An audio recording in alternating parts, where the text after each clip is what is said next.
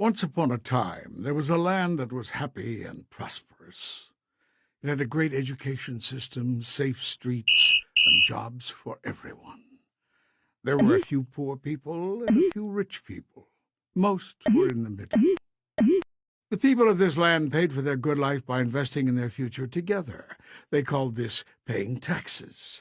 Everyone paid what they could afford. The poor people paid a little, the people in the middle paid a middling amount, and the rich people, 1% of everyone, paid more than the others. Just about everyone thought that this was best. But over time, rich people decided they weren't rich enough, so they came up with ways to get richer. The first way was through tax cuts. They didn't mind if this meant fewer services for everyone. They said, why should I care about other non-rich people? I can hire teachers, safety, waste disposal people to work for me for less money than taxes cost. And then I can keep the rest of my taxes for me. The second way rich people got richer was through tax loopholes. These are laws that allow people to avoid paying taxes, with the idea that it's beneficial for other people too, if this group didn't pay. The third way rich people got richer was to pay no taxes at all. This is called tax evasion. Of course, if all the people did this, everything would fall apart.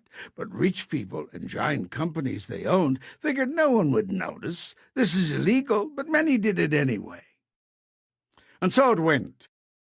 In 20 years, rich people doubled their share of the land's income. Schools, public safety, the roads, parks, libraries, public transportation all went into decline. The rich people didn't care. They said everyone gets what they deserve, and they bought their own teachers, police, garbage collectors, and transportation. They also bought something else, elections. They spent so much money on politics, they elected people who liked what they liked. More tax cuts for the rich and big businesses, and fewer schools, road repairs, police, firefighters, and nurses for everyone else. When the 99% became upset, the rich people and their politicians said, "There is no other way." They repeated this so often many people believed them. Meanwhile, instead of investing in things that most people could use, and instead of providing jobs that paid people well like they used to, rich people found they could make more money on Wall Street. Wall Street is a place where money makes money. Here the 1% made money so fast that they devoted more and more money to it. They took some of that money and sent it far away, where workers had no rights, to produce things that workers used to produce here. When ordinary people wondered why rich people needed so much money, the 1% said, "Don't worry. This is good for you, too, because it will trickle down from us to you. Someday you'll be rich, and then the rules we made for us will be your rules, too." Some people weren't so sure about this, so the rich people bought newspapers and TV and radio stations and internet companies and paid them to repeat over and over, "Someday you will be rich, too. There is no alternative." Soon you could hear people saying, "There is no other way. Someday we'll be rich." Meanwhile, the rich people's money piled higher and higher. But after a while, it was piled too high.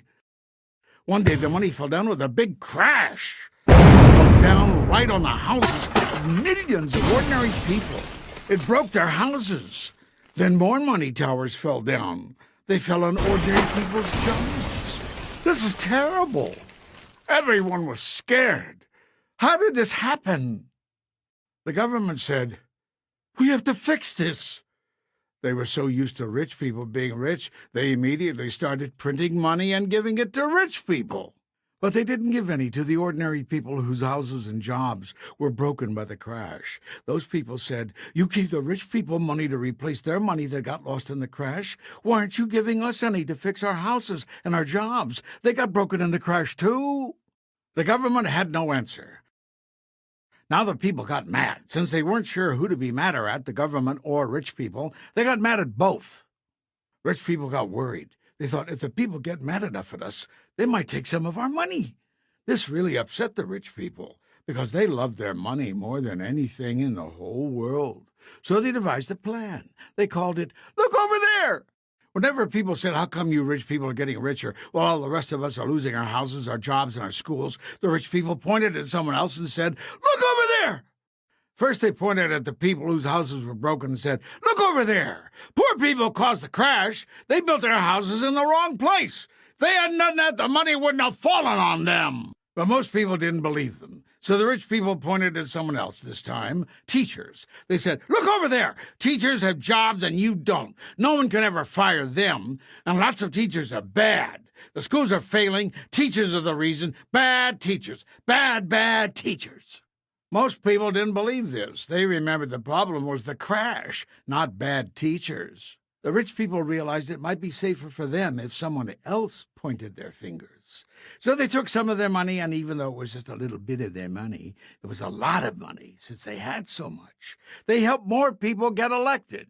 These politicians pointed their fingers at police, firefighters, librarians, and other public employees. They said, look over there! These people are greedy. They have jobs and you don't. You don't have retirement plans and they do. They caused the crash. Some people thought this might be true. They knew someone or something had caused the money to fall. Maybe it was the firefighters. But others remembered that firefighters helped them when their houses were on fire. They also remembered it was the 1% who built the money towers that crashed on their houses and jobs. Some people even remembered those towers of money had replaced factories and jobs that people used to have. And those jobs used to have retirement plans, too. And the ordinary people remembered that the teachers and firefighters lived in their neighborhoods and shopped in the same stores and didn't seem to be the problem at all. The people looked around. They saw too many students in their classrooms. They saw their roads filling with holes. They saw when they needed help, it took longer to arrive. People began to say, maybe rich people have too much money now. And maybe our problems have something to do with the 1% not paying their fair share of taxes. And also, maybe rich people should pay the same rate of taxes they used to when our land was prosperous and more people were better off. The rich people heard these things and grew worried. They told their politicians to pass laws to prevent people from organizing, prevent people from voting, prevent people from having retirement plans. But now the people understood the problem. It was rich people who crashed the money onto their houses and jobs. It was the 1% who got politicians to cut their taxes until there wasn't enough for schools, safe streets, libraries, health care, and parks. And it was rich people blaming everyone but themselves for what had happened. This is where we are now. And we have a question. Is there no alternative? Or can the people of this land do something to live happily ever after?